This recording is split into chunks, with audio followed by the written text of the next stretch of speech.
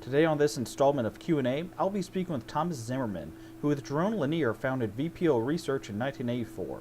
Zimmerman holds over 50 patents to various technological ideas and inventions. One of his earliest, most notable contributions was to hand gesture technology and the use of the data glove. This device is designed to assist the user to control or move certain objects on a computer screen. This technology has been and is still being widely used in both the medical and space fields. In pop culture, this technology, based on his patent, was used to develop the Power Glove for Nintendo in the late 1980s and early 90s. He joins us via telephone. First, can you explain what your education background is and how you ended up at Atari? Sure. I did my undergraduate education at MIT. I bopped around, which was a great background for an inventor. I started pre-med, so I studied organic chemistry, did immunological research at Tufts Medical School, and was interested in film and video, so I studied that. Studied ballet too, because I had a girlfriend who was interested in ballet. And then I moved to physics, and when I got to quantum physics, I realized that was a little too theoretical for me, and I went into mechanical engineering and took an electronics course and lab, and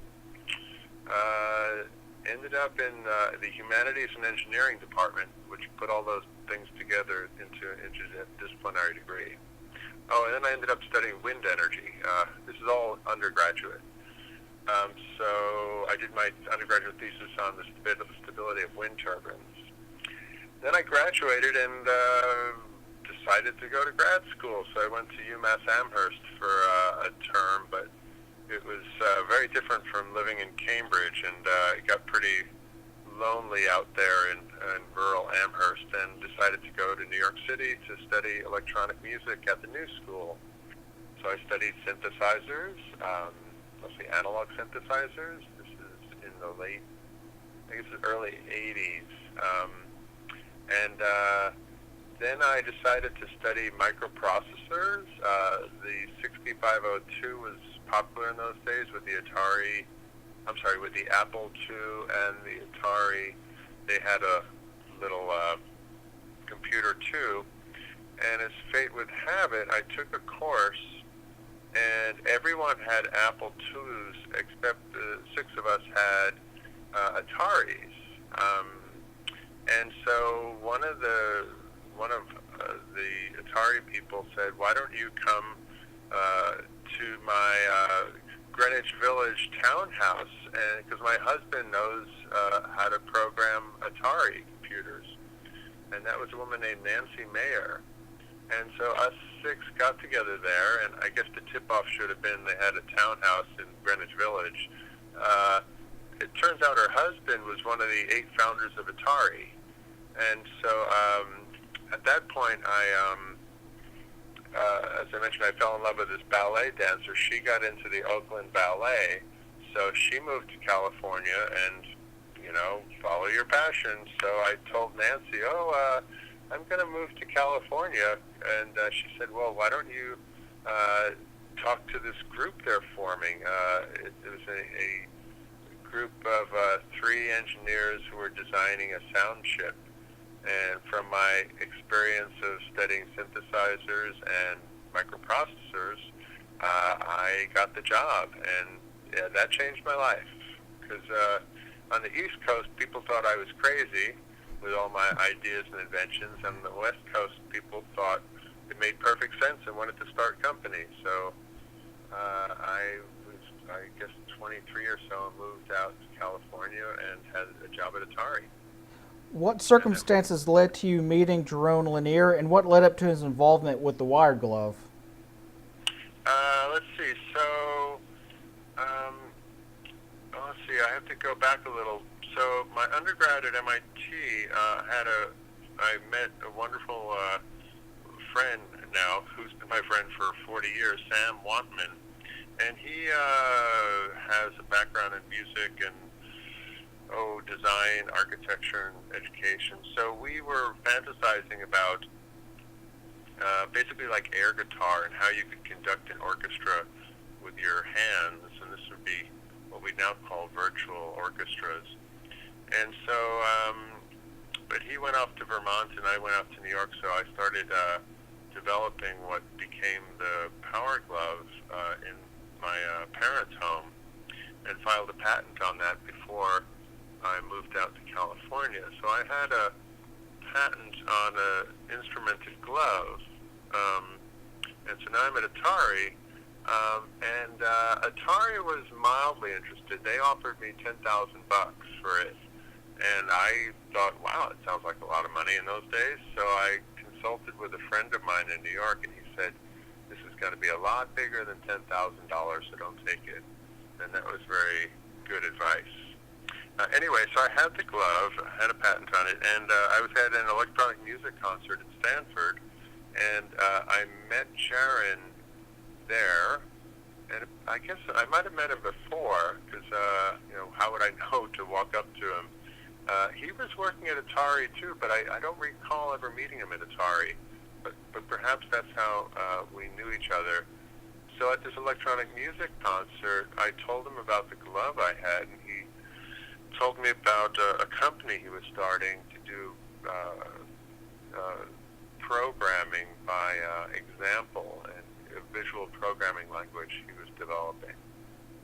And so that was the peanut butter meets chocolate story. I had the glove, he had the software.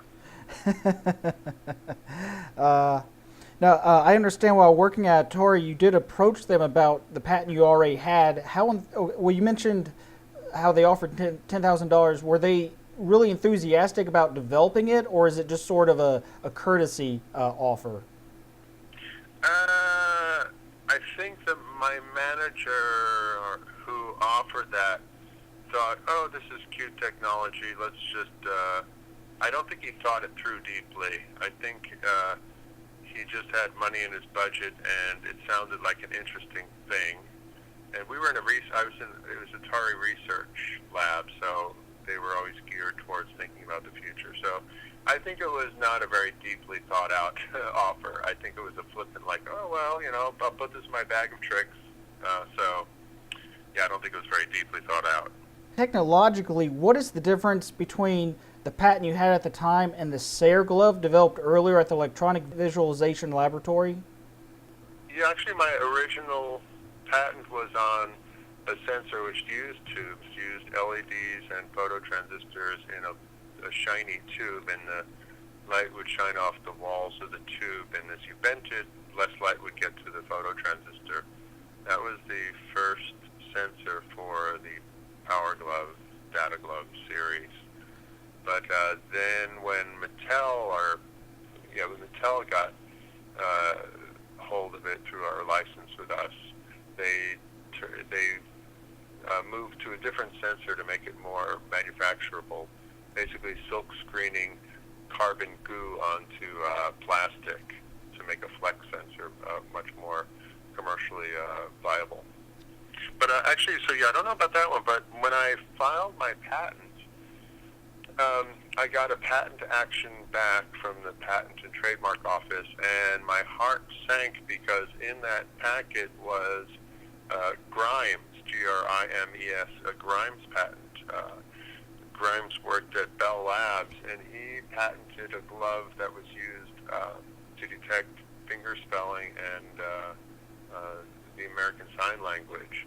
And, as an inventor, you don't like, when you see some prior art that looks just like yours, your heart sinks. But upon further examination, it turns out what he was claiming was when you bend your finger, it detects either straight or bent, 1 or 0. And mine had a continuous measurement of flexing. And that difference was very significant. For Grimes, having a binary hand position, open, closed, straight, bent, was fine for finger spelling, where you have each finger discreetly in that open or closed position. But for doing the kind of stuff I wanted to do with virtual reality, you want to show the hand on the screen exactly what your physical hand's doing. So if you're halfway bent, you want this image on the screen of your hand to be halfway bent. You couldn't do that with Grimes' invention. So luckily, the details were such that my patent claimed this superior ability to do continuous measurement of finger bending, and so the patent went through. All right. After you formed a VPL, how did Young Harville get involved, and what did he contribute to the updated data glove? Young is a very talented jack of all trades, an artist, engineer. So we started VPL with this optical flex sensor. I mentioned the tube one, where you have LED on one side, photo transistor on the other. But there were at least two problems with it. One is it couldn't tell which way you were bending the tube. If you put the tube on a glove on your hand and you make a fist, great, you're bending it, it measures that. But if you hyperextend your hand, which is you make it straight and then you make it beyond straight, so it curves the opposite way as closing, it's called hyperextension, it would think you're bending your fingers towards your fist. It couldn't tell the difference. And so that was really annoying, because on the screen, if you really wanted your hand open, you would tend to hyperextend your hand, but the glove would be reading it like your hand was closing. So it gave you the opposite visual feedback, which was really annoying. And the other one is it was kind of bulky, because the tube is, let's say, 1/4 of an inch. And so if you pushed your hand against something, you'd compress the tube and change the readings. And so what Young did was he developed a different mechanism, a different flex sensor, very clever. And what it uses is fiber optics. Now, fiber optics, when you bend them, they're supposed to not, the light goes through fiber optics if you bend them or keep them straight. That's what fiber optics do. He actually scratched the surface of the fiber optics right where your joint is that you want to measure. And so as you bend it, it becomes very lossy, which is the opposite of what you want from fiber optics, but it's exactly what you want for a flex sensor. And that was great on several levels. One, it was more precise than the tube method.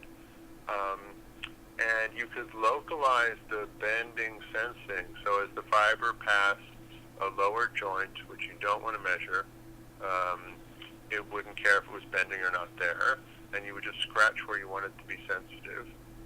And the third factor was, it turns out by doing that, you could have a data glove with no electricity on your hand, because you could have the fibers, let's say, a few meters long, and put all the electronics, the LEDs and the photo transistors, in a box, and just have fibers coming to your hand, which was really good for medical applications where you don't want electricity on the hand.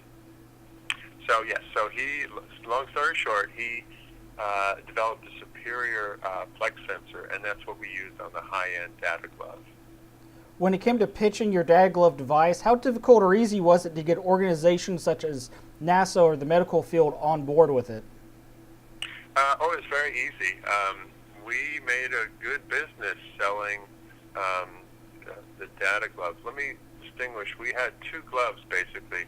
We had the high-end data glove, which we sold for $8,000. And then we had a low-end power glove, which Mattel sold for $80. And one of the things we had to explain often is, how come this data glove cost $8,000 and this power glove cost $80? So that's 2 orders of magnitude.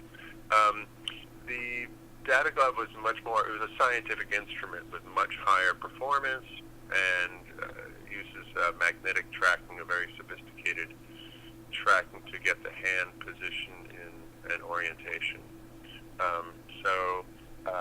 We sold a lot of them to research institutes and like NASA, and actually, ironically, we sold one to IBM Almaden Research Center, which is where I work now. Since the early 80s, you've been granted over 50 patents for various technological ideas and inventions. Many of them include advancements in the music industry, electronic security, encryption, wireless technology. If you're able to legally, if you can tell us what fields or specific devices are you currently working on, or or what currently is your main passion with technology that you're trying to improve? Yeah, sure. I'd be happy to. If I look back on the arc of what I've been doing, I started hooking up people to machines, and that was my theme, obviously with the data glove. And then I moved on to hooking up animals to computers. I did a project monitoring sea turtles, the hatching of sea turtles nests. And now I'm doing microscopy. I'm inventing microscopes to monitor plankton in the environment and in the lab. So at the top of the call, I was mentioning I'm just very happy because I'm building. And actually yesterday, one of the microscopes I've been building, I just got working. So I'm riding the high of the inventor. So yes, I do microscopy now. What kind of stuff with the animal? Like what do you mean by hooking up? As far as like studying their migrations and movements? For the sea turtles, they're an endangered species, and I'm very proud to have an endangered species permit to do research on sea turtles. This was from a friend of mine I grew up with in New York. He lives in North Carolina now, and the sea turtles come up on shore, and the female makes a hole in the sand and lays about 100 eggs, and then she goes back off to sea. And there are humans on the beach, which interrupt the flow of the little sea turtles making it to the ocean. So in this particular park, the National Park Service is responsible for the health and well-being of the sea turtles. So when they find a nest, they go out every morning and patrol the beaches. When they find a nest, they have to block off a section of the beach so that the turtles will have a pathway to the ocean, which upsets the tourists and the local residents because now a little section of the beach is closed off. So I invented a sensor that it's a little accelerometer in a ping pong ball, which you put on top of the nest, and it connects to a cell phone, and it sends text messages of the vibration of the nest. So when they're about to hatch, you get an alert, and so then the Parks Department can put up the barriers only for the few days when they're going to hatch instead of a month or two. That's interesting. I didn't realize that. I didn't know anything about sea turtles, so my friend called me up. So I learned a lot too. I know that you have one project in the last couple of years that involved a car making music when it drives. Can you possibly explain what that was and how it works? Sure. I was invited by some of my maker friends to a hackathon funded by the Ford company, motor company. They opened up the API, the interface to the data bus going on inside a car. Most people don't probably realize there's a whole Ethernet going on inside a car. There's dozens of little computer chips talking to each other, and usually that's all hidden. What Ford did is they said, well, I wonder what people could do with all this data of the steering wheel angle and the pedal displacement and the engine RPM and drive shaft torque. All that data is available, and so they made an API, an interface, so you could read it. And so they put 40 of us in a room and said, you got 6 hours, do something interesting with this data. And from my music background, I thought, well, wouldn't it be cool if you could hear the symphony of the sensors and actuators going on in the car? So I took that data, I put it in a format called MIDI, which is a musical interface format, and I hooked it to a synthesizer. And what's really cool is a lot of the readings are correlated. When you step on the pedal, the engine RPM increases, the torque on the shaft increases, and the car speed goes faster. And so just like an orchestra, when the violins start getting really loud and the timpani starts banging, the music swells. And so it had a lot of interesting correlations to good music because all these instruments were correlated in action. On a final thought, what impact do you think that your Data Glove device has had on current technological innovations? Wow. Well, clearly it was responsible for virtual reality 1.0 back 30, 35 years ago. And now it's fun to see the next generation rediscovering virtual reality. Most people are still using, little plastic box with switches as the interface. But I bet some people will start finding the value of actually instrumenting your hand. Because what I found was the same way we manipulate the physical world with our hand, the virtual hand becomes a very appropriate tool for manipulating the virtual world. So I think introducing this whole idea of computer synthetic worlds, virtual worlds, and then combining it with the real world, what's called augmented reality, can be very powerful because it puts us at the center of control, which is where humans always want to be. And at the end of the day, what's most important is the human, is where I always come back to. Well, Tom, I really appreciate your time this afternoon. Was there anything you wanted to add that you think maybe I didn't cover enough on? Oh, well, I guess on a high level, there are two parts. One is I'm an inventor. I love designing and building, and so I continue to do that today, exploring the interface between humans and the life around us.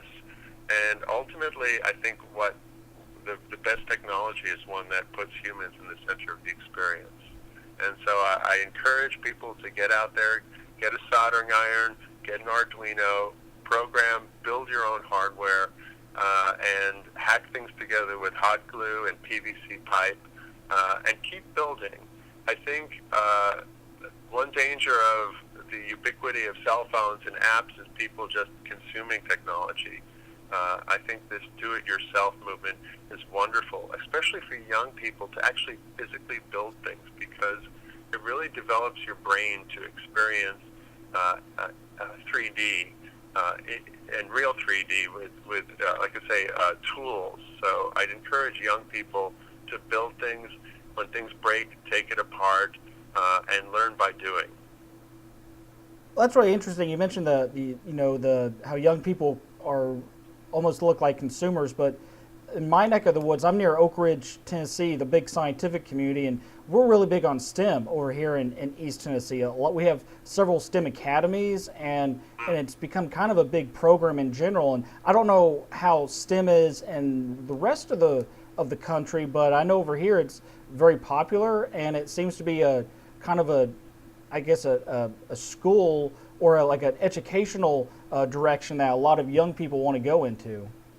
Oh, that's great. There's also, you've heard of STEAM, which is science, technology, engineering, art, and math, because STEM is great for people who are already interested in technology. What I find exciting is to use art as a way to get kids who aren't interested necessarily in science and technology to get involved in building stuff. So, yeah, I think that the STEM and STEAM movement across the country is wonderful. What really makes America great is innovation, and it's really important for us to keep that happening. And so I think it's great that kids are getting involved in building stuff. When it comes to, I guess, with and this is just sort of an improv question, when it comes to, I guess, if you're going to speak to young people, what do you tell them about if they say that they don't think inventors exist, or that they can't be an inventor, or nothing original is going to get created again? What do you tell them? Well, there's a famous quote from my own company, Watson. The person said he thought there'd be use for about 10 computers in the world. There is we are creative beings. Our nature is to create. So I think that's pretty inherent in our DNA. People are always creating and inventing. So I don't think that will ever end. But it only happens when you actually do things. As Edison said, it's 1% inspiration and 99% perspiration. So it's one thing to think of an idea, but to really do an invention, you have to implement it. You have to do it. So that's why I say kids should get their hands dirty. And you can bang out code, and you can also build hardware. So it's our nature to create. That's one thing. I don't worry about AI. You know, there's a lot of people are concerned about computers taking over. I think we're pretty much guaranteed to be the masters of creation. That's interesting. I guess on the invention level, and again, I'm just going off the top of my head, it appears that like maybe you look at a company like Apple, how they were formed, where you had the Wozniak, the actual inventor, you had the business savvy, you got the financial savvy, and sort of, do you think that's maybe what kids these days should be looking at, is forming their own companies with other people of other strengths? Yeah, exactly. Yeah, the way I look at it is a successful inventor has three qualities, and you don't necessarily have to have all three.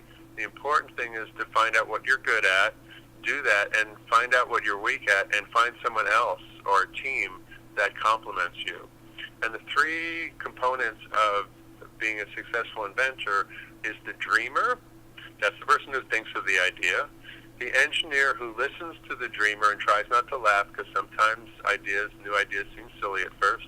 And then the entrepreneur, the person who takes the prototype built by the engineer and does the manufacturing and the advertising and the distribution to make thousands of them. So all three are essential. Personally, I am the first two. I do the idea, and I don't laugh at my own ideas, and then I build them. I reduce to practice. That's the engineer. And then I get a patent. That's the asset that gives me ownership of it.